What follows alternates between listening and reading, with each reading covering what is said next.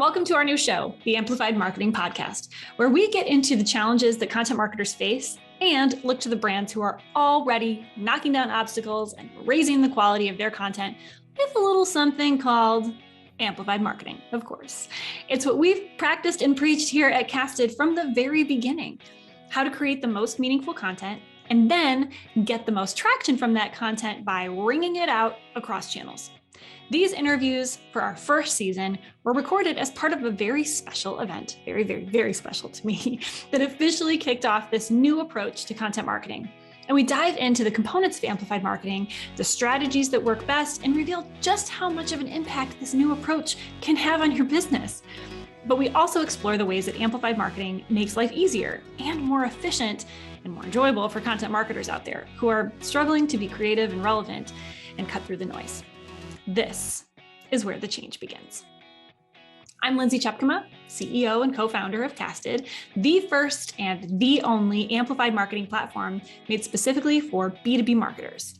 And this is our new podcast.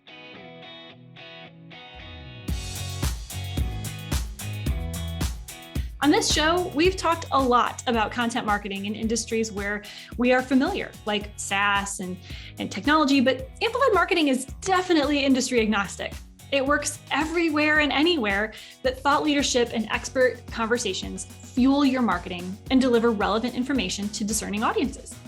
There are a lot of niches out there, hungry for a brand to simply pay attention to what interests them. And as I've mentioned previously on this show, riches abound in niches, or riches abound in niches, however you want to pronounce it. But what if these niche audiences are hard to reach?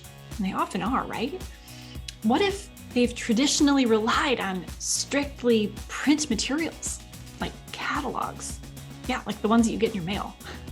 What role does amplified marketing play in shifting from older models that don't quite perform as well as they once did to really, really make the most of all the digital channels available for today's content creators, like you and me? My guests today are both at the helm of a pretty significant content marketing shift at two companies that I'm pretty sure you've heard of before.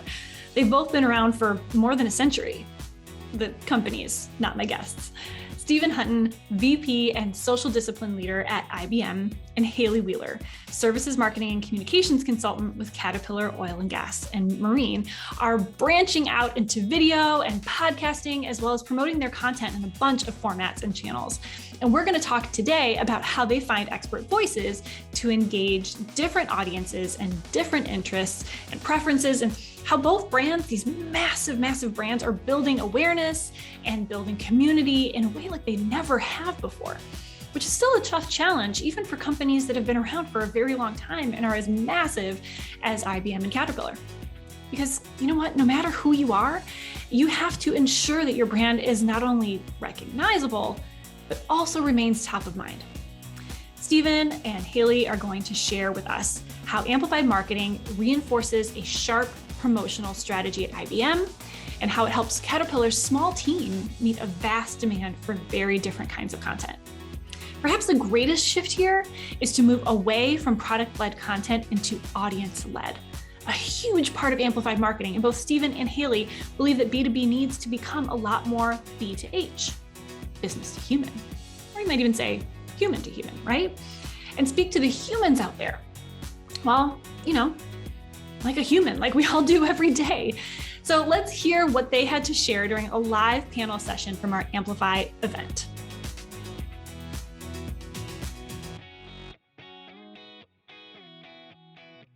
So Hailey and Stephen, thank you so much for being here. Yeah, thanks for having us. Yeah. All right. So if you would, let's do just quick intros. Hailey, let's start with you. Tell everybody who you are and Sure. So grateful that you're here. Awesome. So thank you, Lindsay. Like Lindsay said, my name is Hailey Wheeler, and I am a marketing communications consultant here at Caterpillar, and I focus on our oil and gas and marine engine industry. So if you could boil down my job into a few key components, I would consider myself a content marketer that runs all of our oil and gas and marine podcasts, webinars, and about half of our marketing campaigns each year. All right. Thanks. How about you, Stephen? Yeah, Stephen Hunton. I'm Vice President of Social Strategy and Content Experiences at IBM. And so that's effectively all things social media for us globally across the traditional platforms we would, expect, like Twitter, Instagram, LinkedIn, but also as we move into like emerging channels like Reddit, Stack Overflow, TikTok. But then, all things that are sort of owned from a content perspective, whether that's a blog or podcast. Like my team is sort of responsible for organizing that strategy, governing the work, partnering across all of marketing to bring IBM's best stories, case studies, product, this and that to life in ways that hopefully our audiences appreciate. Love it. That's awesome. So, all right, we're all B2B marketers here, but very different industries. I don't know if it gets a whole lot more different than marine, oil and gas, Caterpillar, and IBM, right? So let's talk a little bit about how you see content marketing playing a role as we know it in your world. So just left off with you, Stephen. Let's start with you again. Let's really broadly speaking, I know I asked you to like put an elephant in a box here, but like how does content marketing play a role at IBM? Yeah, I mean, for me, when we talk about how we want to build connections with our audiences, we talk about it kind of in two lanes. One is content, and the other is conversation. It's like both of those things are really, really important. So content is for us the way that we tell stories, the way that we illustrate products, the way that we kind of bring to life IBM's thought leadership or points of view. That could be done through a variety of formats, right? Like that could be done through social content, video content, podcasts. And so for me, it's like the opportunity I think we have is how do you orchestrate that and integrate it across channels so that it's not happening in silos. I work for a very large organization with lots of different businesses.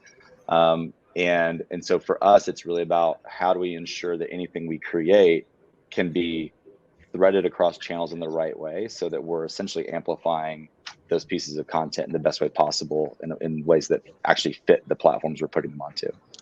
Okay. Fair enough. Sounds relatable. Okay. How about you, Hailey? How does content marketing play a role at a place like Caterpillar? Right. So as mentioned, I'm particularly focused in our oil and gas and marine engines segment. And so content marketing has never been very glamorous in this industry. It's often very technical and matter of fact, because that's just how our audience has traditionally been. And that's how we've traditionally done things in the past. However, we're really trying to move away from that more like, I guess, traditional form of content that we've been pushing out, because one of our main goals actually, especially this year and in following years as well, is going to be to reach a younger generation who in 10 or so years are going to be the people making decisions in companies about whether or not to buy cat products. And so because of that, we've really moved away from, sending out just a bunch of email blasts and posting kind of the same stale content on social media to now really getting involved in content that's really going to be focused on brand building. So we're on YouTube now, we have podcasts, we post more playful things on social media. Eventually I would say we see Caterpillar really being focused on brand building and community building rather than just trying to make a sale. So in short, we're a brand that's been around for a century, but we really want to utilize our content in a way that keeps us relevant to the next generation and continues to build that community and build that brand for people, just now learning about Caterpillar. Yeah.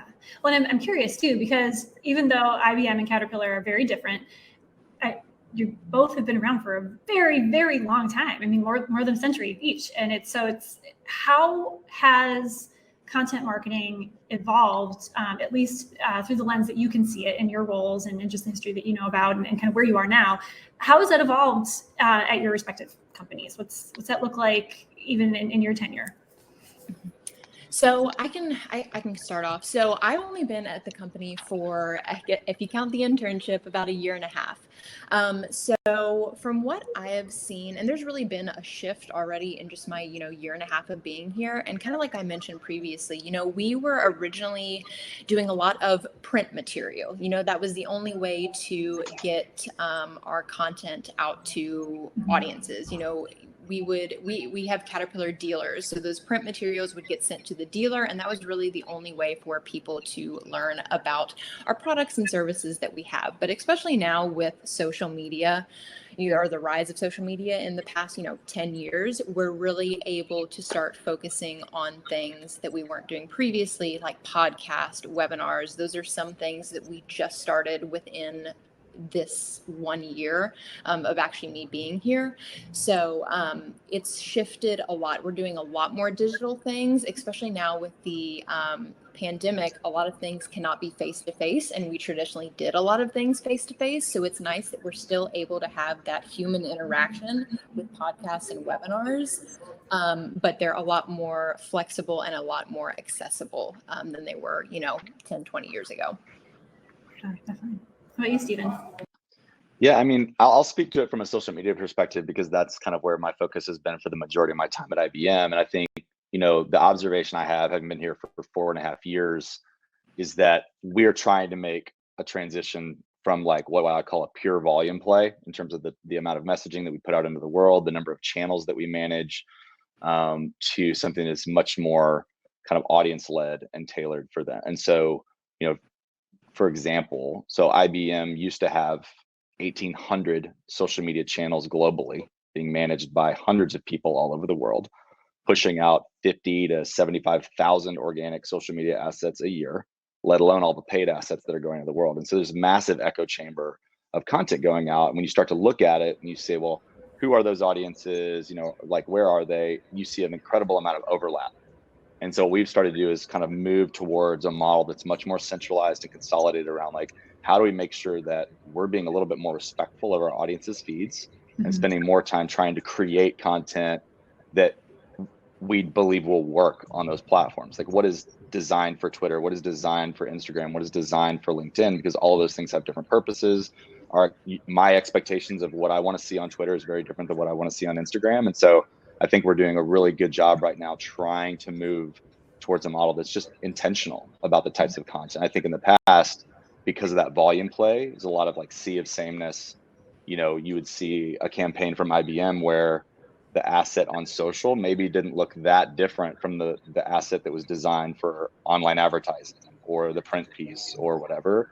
And so things are looking a little bit more customized. It's all got to hang together because we have a brand to represent, but finding ways to really tailor it for the platform has been something we've been very focused on. Yeah, I mean, it seems like not that long ago, volume was the goal, right? It was okay. How do we make more? How do we cover all these channels? How do we address all these audiences? How do we reach everyone everywhere all the time in every situation possible? And now we have just mass quantities of content that have already been created that we're not using and largely not using, and also lots of content that we're in this habit, this pattern of creating more. And we are absolutely seeing the shift to more intentional, which I love, and I love hearing you talk about too. So on that note, what do you see as right now at this moment? I'm not necessarily talking about a channel, but like what about content and content marketing do you see as most effective? Like what's working? So for me, I think, so we've been testing some things out in terms of like the types of content that we put into the world. And it's different across different business units, right? Like the audience for our security products is different than the audience for our data and AI products, is different than hybrid cloud and systems. And so, take it with a grain of salt. But what we found that the content that typically resonates falls within one of three buckets. It's content that's either demonstrating something, it's educating on something, or it's fascinating on something. So if we talk about fascination, that could be behind the scenes of IBM research in our noise-free labs in Zurich, right? Like there's some really fascinating things we can talk about with that, or through quantum. When we talk about educating, it can be like looking at search volume on YouTube, like what are people searching for that's related to IBM? Well, Kubernetes is a topic that developers are really trying to understand. So we can create educational content and do explainers. If we're talking about just demonstration, it's like, what's an interesting or compelling way to demonstrate what one of our, data platforms like Cognos can do? And so we might look at social listening and find that people are talking about forest fires or the NBA or whatever. And then we can go get that data set, run it through Cognos, and create data visualizations of something that's topically relevant and interesting on Reddit, but we put it out on Instagram. So those are kind of three sort of areas that we've been able to kind of shift our teams to think about. And so it's also helpful because if the idea or the request for content doesn't fit one of those three things, we can kind of push back in a very loving way and say, that's not something that our audiences typically want to see organically. Let's move that to something that would be more driven through paid, because we can make sure that things are seen and optimized for clicks and whatnot. Okay, so demonstrating, educating, fascinating. Mm-hmm. Yeah, I love that. How about you, Hailey? What do you see that's working? Yeah, so Stephen, I like how you said demonstrating, because that is something that is very effective on our end as well. So if we have, videos, for example, video content does very well on our social media channels. And if people are showing, how an engine works, or maybe like demonstrating how, the oil and gas training works, things like that, that gets a lot of engagement on our end. So I think anything audio and video content is always going to be some of the most effective content marketing that we have, especially things that are demonstrating things. People also really like seeing other people in videos. So like, for example, we do a lot of customer testimonials saying, hey, this is what Caterpillar helped me with, or this is my experience working with Caterpillar. This is my experience running Caterpillar engines. People our audience on social media really enjoys seeing that as well. So really, I would say what it boils down to is that the most effective part of our content marketing is any content that is relevant in some way, whether it's demonstrating something or it's, familiar to our audience. Like a lot of our audience is customers, and so they like seeing how other customers have interacted with Caterpillar. So, content that's going to be engaging for our audience, that's fun, and that it's, I think at the end of the day, we want our content to be something that our audience actually wants to take time out of their day to pay attention to.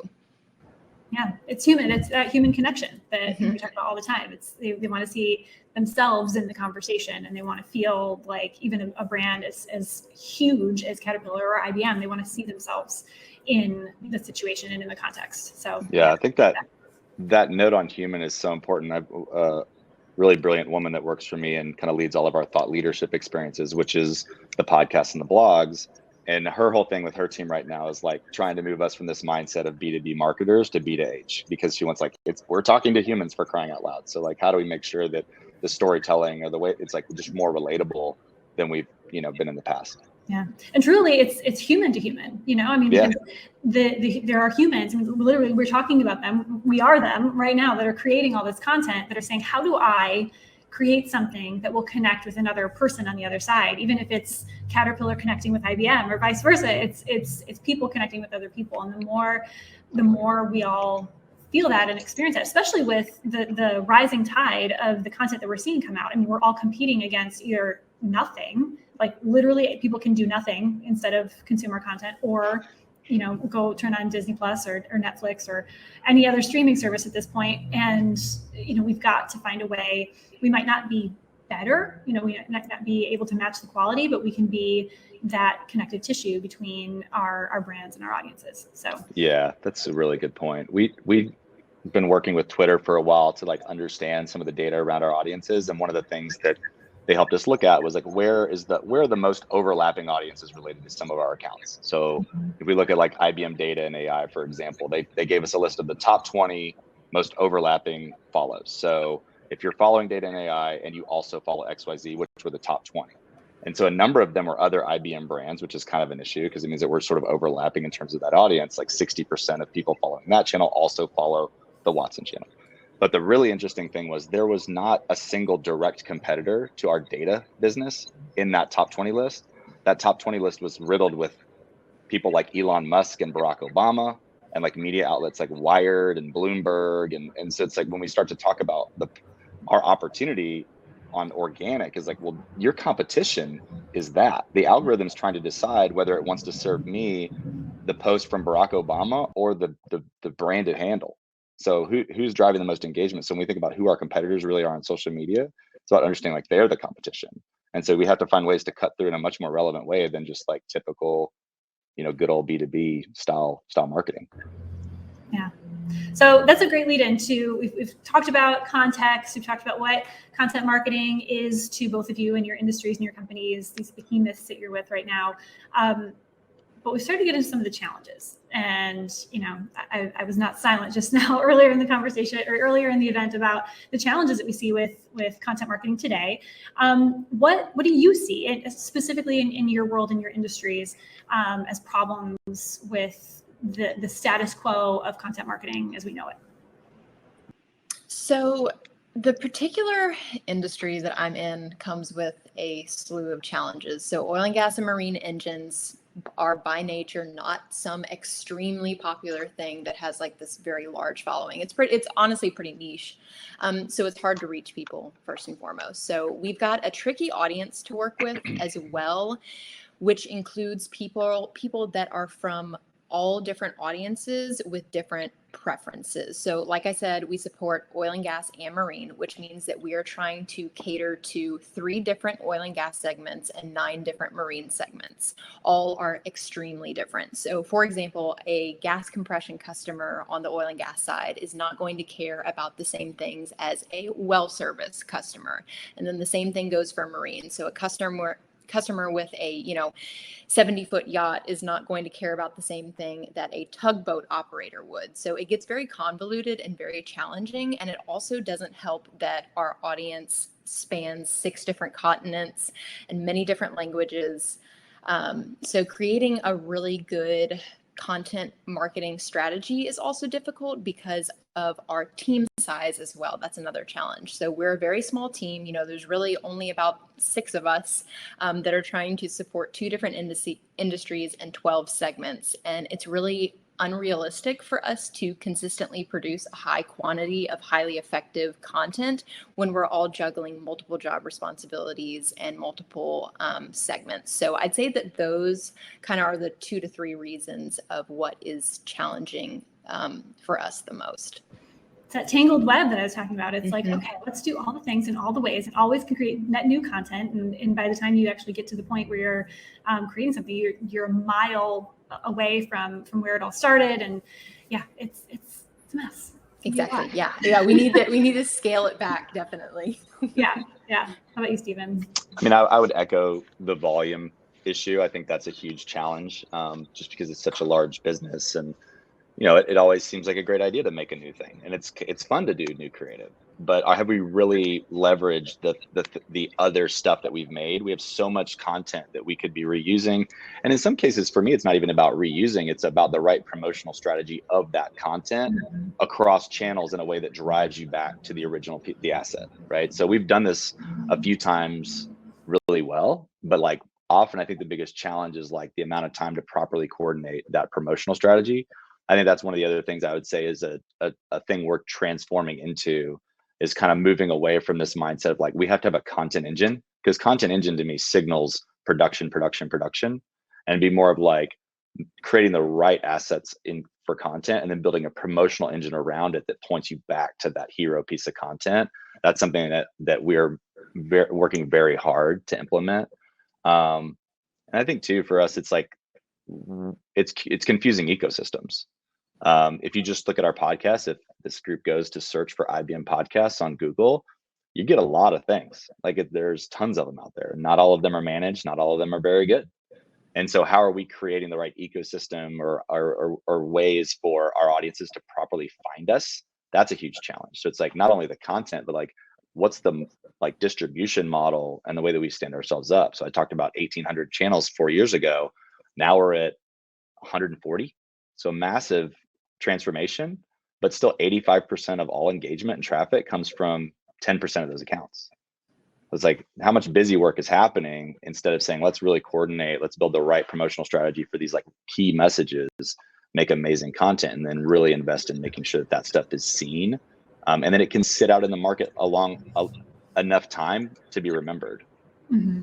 Yeah, so often, and I've been there. My past life, I've been there too, where you're constantly creating that new for so many reasons, for intrinsic motivation reasons, and the pressure from those outside within your organization to create more, and it's really unfortunate because when you create something great, it takes an investment of time and energy and money.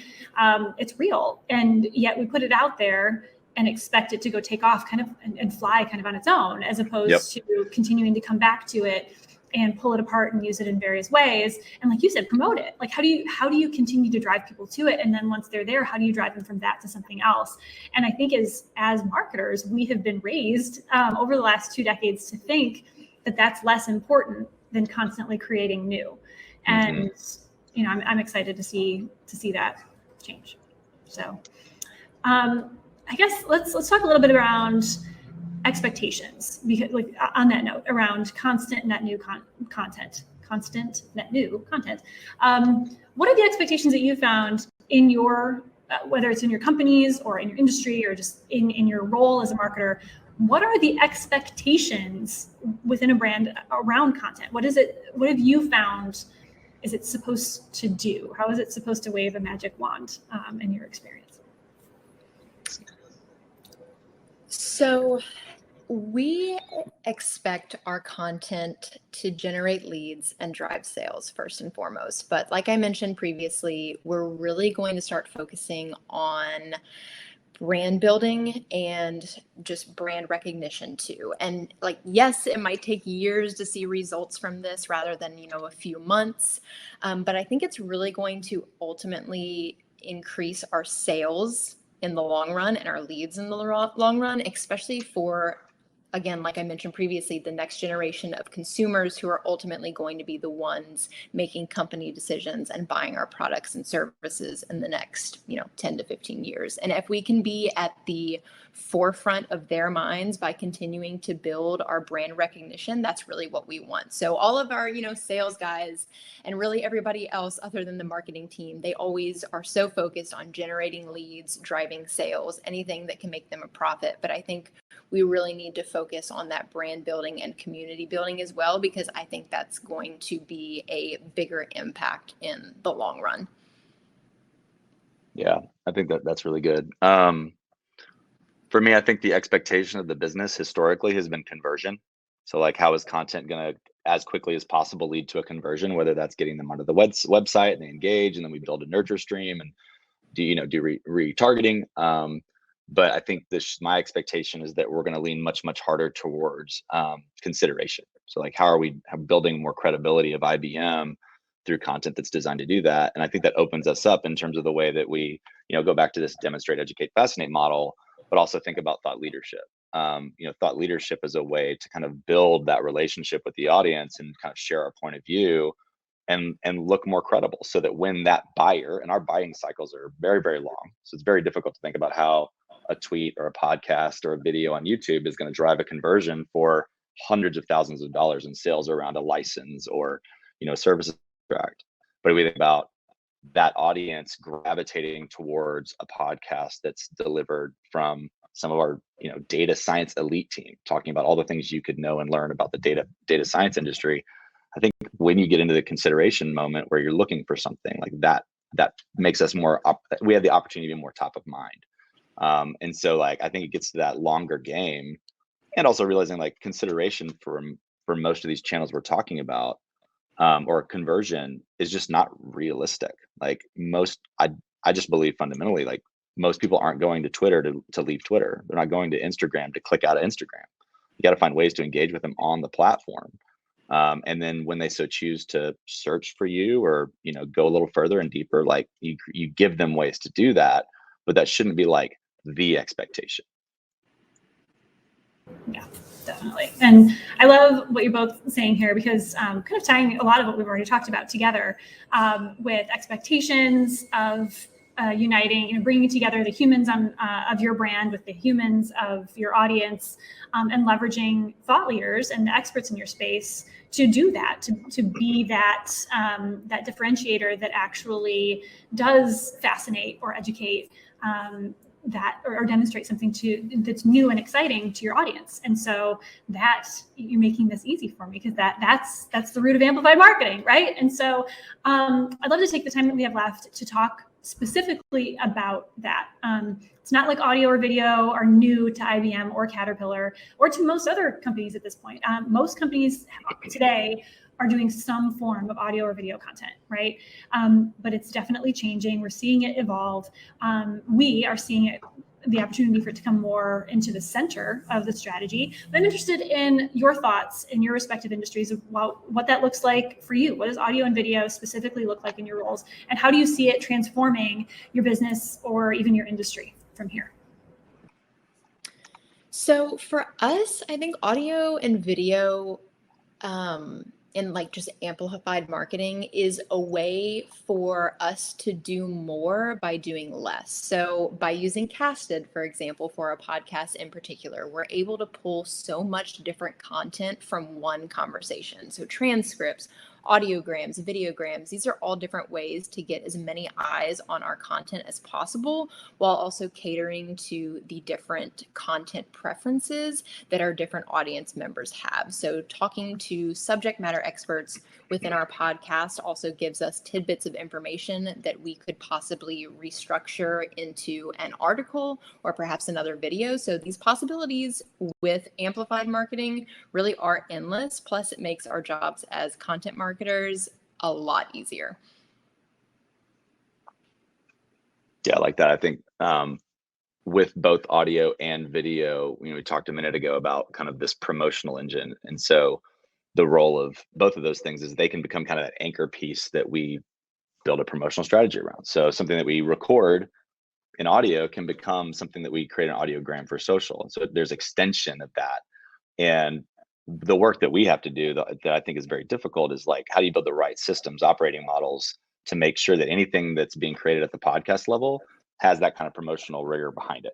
So a lot of times we'll have a teams come to us and say, hey, I made this awesome video. Can you just throw it up on YouTube for us? Like, well, what are you trying to do? What are you trying to accomplish? How do we actually, so it becomes this sort of baton passing thing.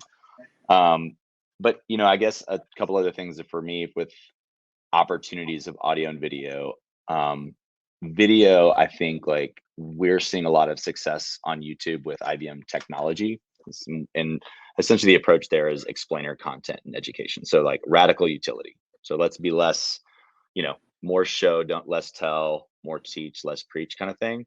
And then with audio, it kind of gets into our ability to kind of deliver that point of view in more compelling ways. And we have that in, a very produced podcast with a partnership with iHeartRadio that Malcolm Gladwell hosts called Smart Talks. That's really great. But then we also want to find ways to like enable that inside the organization, because we have pockets of IBM with some of the smartest people on the planet. And so I believe our audiences would really benefit and enjoy content from them and getting to hear their perspectives and tell their stories of the types of work that they're doing inside of research or inside of our AI businesses or whatever. So it's just about kind of finding the compelling stories.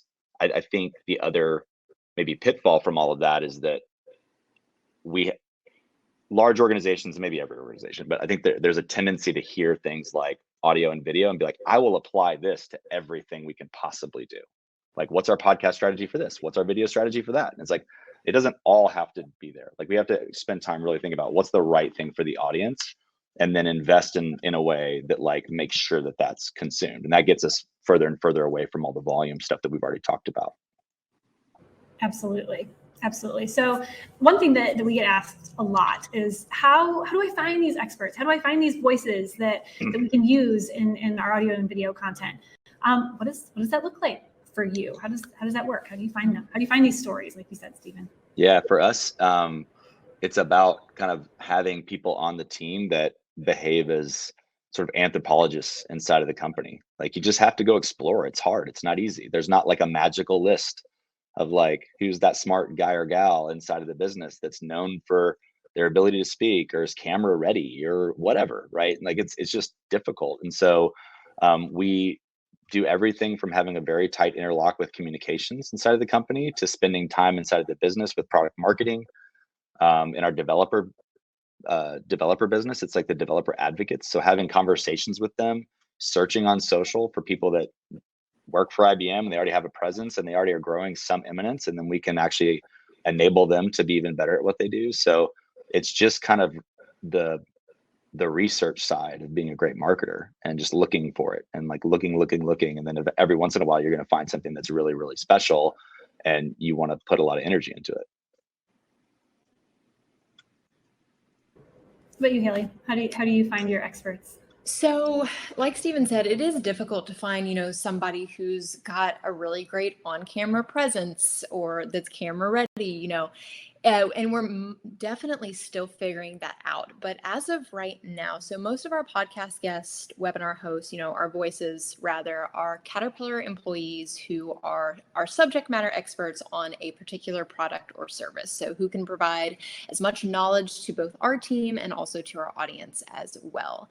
But recently, some of our other voices are external people that have relationships with Caterpillar one way or the other, who are able to share their own experiences and expertise from an outside perspective. So, for example, on our podcast, we've had a Top Gun instructor who has spoken at some of our Caterpillar dealer meetings before. On one of our podcasts, he talked about his leadership styles.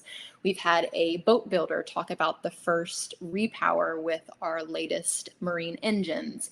We've had tugboat operators talking about their lives as captains. These are all personal stories that keep our audience invested, and they're also stories that aren't so focused on making a sale. It's really about putting content out into the universe that is different from all the other marketing noise. That's really what we're trying to do with these podcasts. And it's content that's even different from the types of content that we have traditionally pushed out at Caterpillar. So those are kind of the two different voices that we're really, really focusing on with our podcast and webinars. A way to make the rest of us jealous, Hailey, that you have tugboat operators and Top Gun instructors that you get to have on your podcast. I think a lot of the other B2B marketers watching would also appreciate that. So, and I think one of the big takeaways here that I heard you both kind of mention is that it's not necessarily the CMO, the president of this, the leader of that. It's the voices and the people and the experts that are sometimes even rather unexpected. They do need to be, if they're going to be on video, they need to be camera ready. If they're going to be on audio or video, they need to be able to speak eloquently, whatever that means for your brand. But they don't necessarily have to be a C-level or a senior leader. Of course, that all is dependent on your internal processes, but they need to be. It's what's so important, and you've both mentioned this in different ways throughout this conversation, but is knowing your audience and your audience is, and what they're going to find fascinating, and what they're going to find really of value, and how can you be the conduit between the people that you know because of your brand, whether they're internal or external, your customers, your partners, your internal thought leaders, and what that audience actually wants to know and learn. So on that note, we're here to talk about amplified marketing. What are your thoughts about this thing that we're rolling out official today? How do you see it playing out in your industry, and or what excites you about it? What excites you about this amplified marketing methodology that we're looking at today? So I think amplified marketing is really going to change the game. So firstly, audio and video make things, I think, a lot more personal, even in a time where face-to-face is very limited. I think we can still have genuine interactions with people over podcasts, webinars, you name it. Secondly, I think the return on investment is really fantastic. So in the grand scheme of things, it takes very little money to produce an entire year's worth of podcasts and webinars. And then with amplified marketing, we're able to continue to reuse and repurpose this content in so many different ways, while also, cultivating brand recognition, generating leads. I think it's arguably more effective than maybe, paying for magazine spots or social ads, things like that. But I am really excited for amplified marketing because I think it's going to provide a new, flexible way for our audience to continue to learn and interact with us in very different ways. So I think it's going to let us be able to reach a much wider audience. I think we are also able to prioritize our audience by pushing out all these different types of content that they actually want to see, not just, what we want them to see in order to make a sale. So I think amplified marketing, I'm super excited for it. I'm excited that it's going to make our lives as content marketers a lot easier. But I think it's going to be something great that we're going to use for a long time. Yeah, I think it's just a smart framework, right? Like, we've talked so much about, I think maybe a tension that we all feel is like, how many new things are we going to make versus having a strategy that really does amplify that content and ensure that it's not just that it's seen and that it potentially gets someone to do something with it that first time, but that, if we're talking about building the brand and consideration, like those are things that take a while and you need to sort of build some frequency. So for me, it's like focus and frequency are a huge advantage of a model like this, where you have to be a little bit more intentional about what you're going to build. You have to you create the right thing, and then you have to promote it in the right ways, in favor of ensuring that Stephen or Lindsay or Hailey all see it enough. Like if you only see it once, like chances are it's not going to move the needle on the brand for us. Like it needs to be, from a social perspective, like the data we get is like 6 to 9 times. So it's like, if you're really going to make sure that that message is seen and remembered, like you've got to drive frequency. So I feel like the amplified marketing framework enables us to do that more easily. I love it. Okay. Any words of wisdom or words of advice before we switch over to questions? And this is for everybody watching. If you have any questions, just go ahead and put them in the Q&A. And we'll get to as many as we can. Anything you want to add? Like thoughts on how to make this transition from that crazy ball of yarn that we call a content marketing strategy to kind of this new approach where you're putting what we've talked about, thought leaders at the center and amplifying it across channels. So for me, one of the observations or learnings I've had in the last 6 months is we're going through this very, very massive marketing transformation that's much bigger than even my organization. Is that I could be doing a much better job enabling people outside of my particular area, my discipline, right? So I spend a ton of time doing enablement and education for social practitioners, blog, podcast team, like all of that. So everybody's getting better at what they do, but are we making sure the organization understands what we do, why we do it, what good looks like, what good isn't? And so we're going to go on a huge roadshow in the next year, both virtually and physically, to like help educate and like spend time enabling the organization versus getting frustrated when people don't understand our perspective, right? And so that gets into really helping people understand kind of the principles that we live by in my organization, and then using data all the time. Like I'm a creative strategist by trade. That's my background, but like I am one of the more data led people. It's like, well, let me show you some data that illustrates why it is that we want to make this kind of change. Mm-hmm. And that just helps kind of break down some barriers and open you up for conversation versus feeling there's like, the pushback and tension that happens when we just want to say, no, that's a bad idea or whatever. So yeah, it's enablement and then data. Yeah, honestly, I don't think I could say it any better than Stephen. We're definitely still figuring out our strategy. It's going to be hard to make these changes. It's going to be difficult for us to, I guess it's hard for us to, especially just in oil and gas and marine, where Caterpillar has all these other different divisions. It's going to take a while for, I think, people to understand why we're doing this. But I think once we have the data there, and once we showed that, amplified marketing really does work, I think this is going to spread throughout Caterpillar. And I think it's going to be something really great.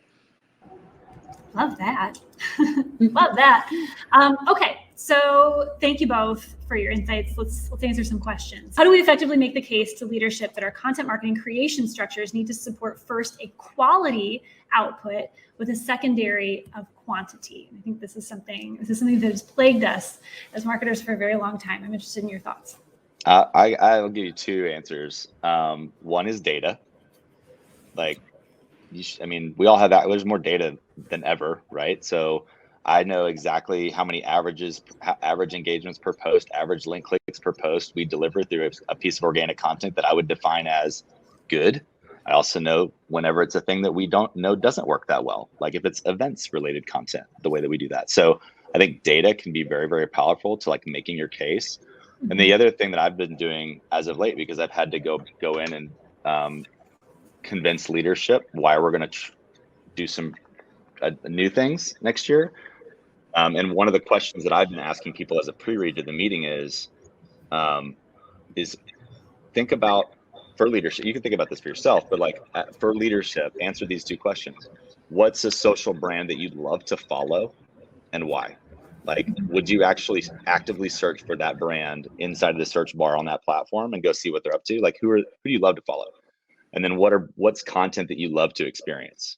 And I went through that. I went through those exercises personally as we were thinking through this reinvention of IBM's, go to feed strategy. And so I have answers to that. And when you start to have that type of conversation with them, supported by data for sure, but like you realize that the things that we're making they don't fit those answers.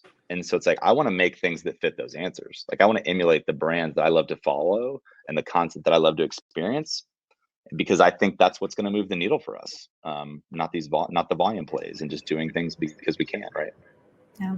And that comes, I mean, there's always a way to bring it back to being a human, right? Like the beautiful thing that we have here is that we all are consumers of our own stuff, the stuff that we're buying all the time. And then we also buy things or have influence over, or at least a wish list of things that we buy on behalf of our brands. And so you're absolutely right, Stephen, is what do you want to hear about? And that might not be the same exact content. Hailey, we're not all buying from Caterpillar as individuals, but we have opinions on what resonates with us and what would fascinate us and what we would find engaging. So yeah, I think that we overlook that a lot. We underestimate the power of just our own opinion, the data that we have from our own experiences that we've lived. So where do you gather your data to show, this is a good lead off of that, to show the rising trend of using audio and video content in your marketing strategies? We actually did a study with our subject matter experts, our Caterpillar dealers, and our customers to kind of determine what types of content they wanted to see. Literally, what do our customers want to see? And what we got overall was, they want this content that is relevant to them, that shows people, that shows interaction between people, that shows, our subject matter experts talking about things that they are interested in. And I think that alone, the best way that we're able to do that is through audio and video content. So, I mean, I could talk about like, there is, between articles that we've read or, just numerical data just based off of how well audio and video content has done on our social media, for example. That's also data as well. But I think this kind of customer study that we did, where they said, hey, we want, to see people. I think the best way to do that is through audio and video. Just to add to that, I think there's, a couple different sources for data, or just, I don't know, data and best practices or strategic choices. And so one might be the partners that we have. So like it could be agency partners, it could be a partner like Casted kind of bringing data to us. It could be the platforms themselves and the data we can pull out of those platforms, or it could be our own sort of homegrown internal tools that we build. We do a lot of sort of data integrations between the social management systems we use, the data that we can pull out of YouTube, and we have like this massive data tech stack that our analytics leader has built out. So all of those things are kind of interlinking together into what we call the social scorecard. I think audio and video are a little interesting because that's kind of a new part of my organization, and so figuring out the right ways to build the data visualizations and understand kind of what impact that content is making is something we're going to embark on this year. But we talk about the term I use is like a fitness term, but it's like time under tension. So if I think about like time under tension in fitness, it's like how much time under tension do I have with weights on my back or whatever, right? And so if I think about people engaging in a podcast or in a video, it's like, what's the time under tension? Like, I don't care so much about a 3-second video view. I want to know, how did they watch 75% of the video? Did they listen to 50% of a 30-minute podcast? That's pretty awesome. Like, it doesn't have to be. So it's just like kind of thinking about, is this like holding the attention of our audience in a way that we think is a number worth talking about? And then we also spend a lot of time gathering sort of qualitative data, like looking into discussing what we're learning from the data that comes out of the platforms, talking with our social strategists and the people managing the podcasts, so that we can like kind of add the context around it. So why did this do better? Why did this do worse? What about it? Like, can we learn? How do we try something different next time? And so there's a lot of kind of testing and learning and iteration that happens because of those we have retrospective meetings to discuss all that. So It's a long-winded answer, but we spend a lot of time trying to look at it and understand it. I think our new intelligence leader in my organization is spending a lot of time thinking about, like, how do we remove the metrics that are kind of like they're just showing us that we completed something, like the number of posts we did, the amount of content we produced, the whatever, and like spend more time kind of talking about how to make the work better next time versus being excited that we finished something. And one thing that you're actually kind of describing is creativity, right? Like thinking about ways to get more creative. It's not about doing the thing. It's not about checking a box. It's trying new things. It's testing new ideas, which is super important. And also, I'm not going to think about time and attention the same way. And ever again, I say that every morning in my workout class, I say that I'm going to be thinking now about time and attention and reaching. Well, there you go. So thanks for that. I love that. Cool. So let's see. You mentioned, Stephen, about pointing to the different accounts that you like and having that be an answer to people who kind of push back on quality over quantity. Are there any companies that you look to for inspiration, that you look at and say, this is a company that really has their content strategy and distribution down packed? Let's emulate it. And who do you point to in those situations? So I have a bunch of examples, but one of my social brands I love to follow is Nike, which is kind of a cliche answer. I think that's sort of expected, but I have two reasons. One reason is I feel like they spend all of their time and energy, from my perspective, trying to convince me that they love running as much as I love running, or that they love training as much as I love training. They're not really peddling shoes to me. Like, the shoe ends up on the athlete's foot, and I'm like, oh, that's the new shoe. I got to go buy that shoe. But they're not like telling me about it. Right? Like, they do that with paid. And so I love that they're like trying to build a connection by telling really interesting stories and connecting to a passion versus like a product. The other thing that I think they do surprisingly well through most of their flagship accounts is they're really disciplined editorially. So they tweet like 5 times a month. And it's like, our joke is like, do we really have more to say as IBM on social media than Nike? Like, we tweeted 5,000 times last week, so like they're definitely one that I really love to follow. Another is just I love following Wondery. It's a podcast company. I've been sort of fascinated with their ability to kind of create shows across a variety of genres. So they could have a mystery podcast or they could have a business podcast. And I am in love with Business Wars by Wondery. I think they do an amazing job from a production standpoint. Highly entertaining. You learn a ton about business and the stories of those companies. And so I just think they do, from a promotional engine perspective, it's like, I just think they're really tight there. So, but yeah, I had to come up with a bunch of answers to that question. So we don't have enough time. How about you, Hailey? So I can probably keep mine short, because this is the one that it's actually a competitor of ours that does a really good job, and that is John Deere. So I think that they do a fantastic job with brand building. They're not pushing out so much content all the time. I think they're very selective with what they choose to put out. And I think their community building, brand building, brand recognition is really strong. So, I don't know what that says, but I think, we want to emulate that competitor of ours. They do a really great job. And we'd like to, follow in their footsteps. Well, for as long as Caterpillar has been around, John Deere has been doing content marketing longer. I remember in like marketing class 101 a million years ago, starting to talk about content marketing first time ever. All the textbooks still referenced John Deere in that newsletter that they printed and sent out. I don't even know how many hundreds of years ago it was at this point. But so you have a little bit of time. You've only been around for 125 years. Up. Yeah, it's going to take like 200. It's okay. Right. It's all right. Okay, so how do you think about nurturing your existing audience of podcast listeners, video viewers, your audience, and trying to grow that audience or expand your reach? Do you prioritize one over the other, or try to balance them both equally?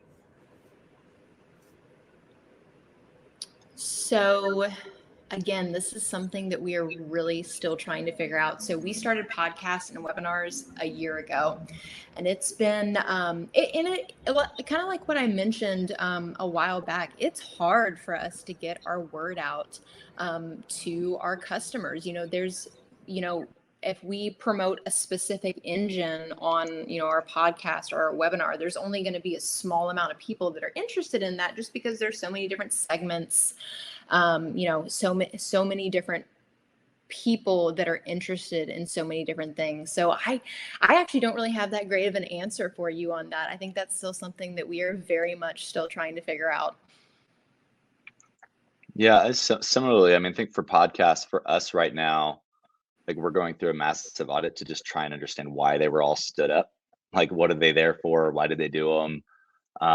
And a lot of the podcasts that IBM has started, like we have more than we need, is basically the short answer. And so we've got to figure out that and figure out how do we use that as a way to build and nurture that relationship with that audience through the right content. For YouTube, IBM Technology is a good example of, like, I think they're building a really strong community based on people that are looking to learn things about technology. Like they used to have a lot of variety in the types of content they were posting. It might be a product demo. It might be something that's from the marketing team. It might be something communications made. It might be an explainer. And it was just like, no, like the audiences don't want that. So like, let's completely flip that on its head and let's only be focused on what we know the audience wants and their search behaviors. And so everything that they put onto that site now is related to something of that nature. And so it's been really cool because that account used to be IBM Cloud. So it's all about cloud topics. And in the new model, we said, well, let's just rename that IBM Technology and let's adopt that model for all of our business units that are software and like systems related. And so you'll see this transition over time where everything becomes about that utility, about that education. I think that gives you a reason, that audience a reason to continue and come back. Hit the subscribe button, hit the notification button.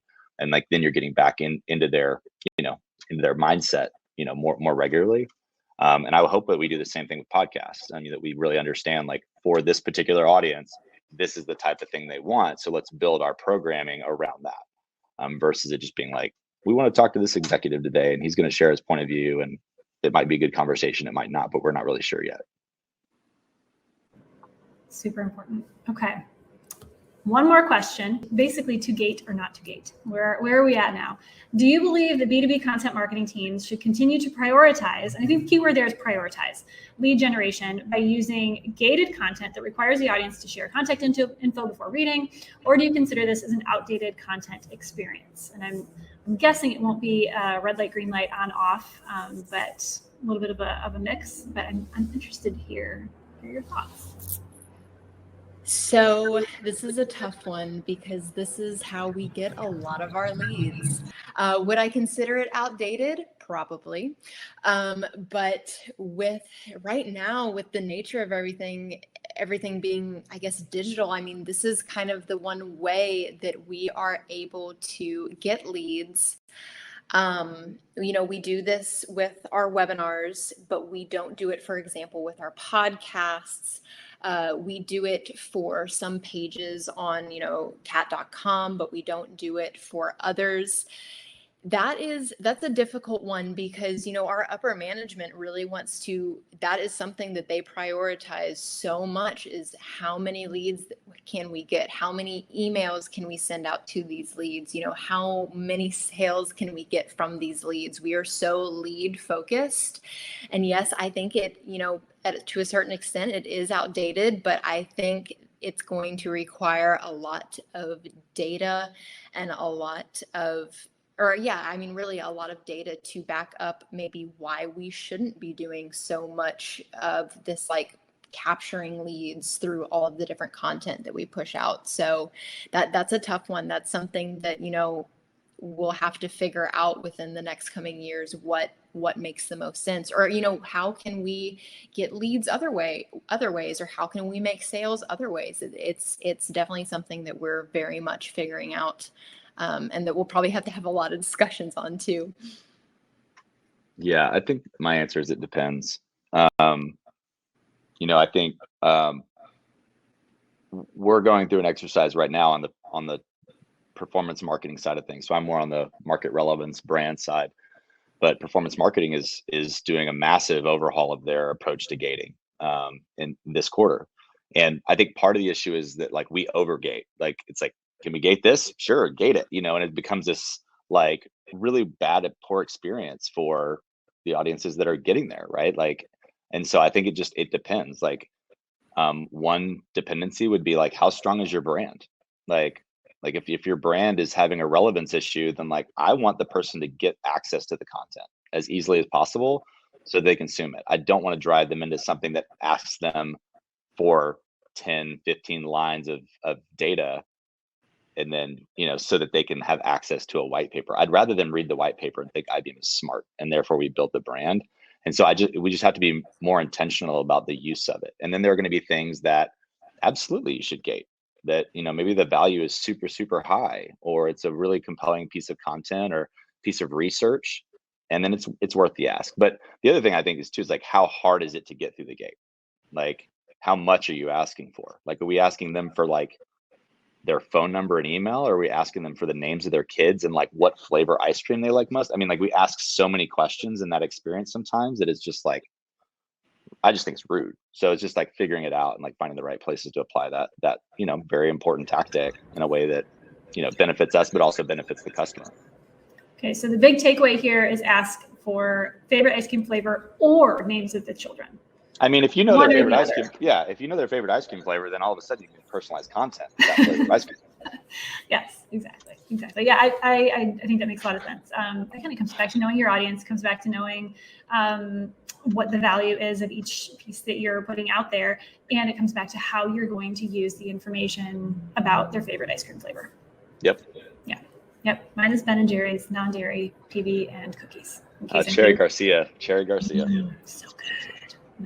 So good. Okay, so now that we know that, thank you both. Thank you so much for sharing your insights. We could talk a lot longer, but we've already been chatting for an hour. So we'll let you go get some water and get about your day. Thanks for being part of today.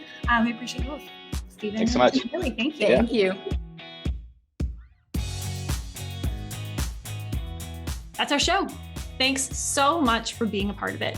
And to learn more about the new content marketing strategies that Stephen and Hailey are working on, be sure to visit IBM.com and to check out any of the shows in their extensive library, and also take a gander at Caterpillar.com and check out their shows Beyond the Iron, the Caterpillar podcast, and more. To learn about how Casted can help you, visit casted.us and be sure to subscribe to our newsletter and to watch more shows like this and be the first to get all things amplified marketing, B2B podcasting, and more. Thanks for being a part of our show.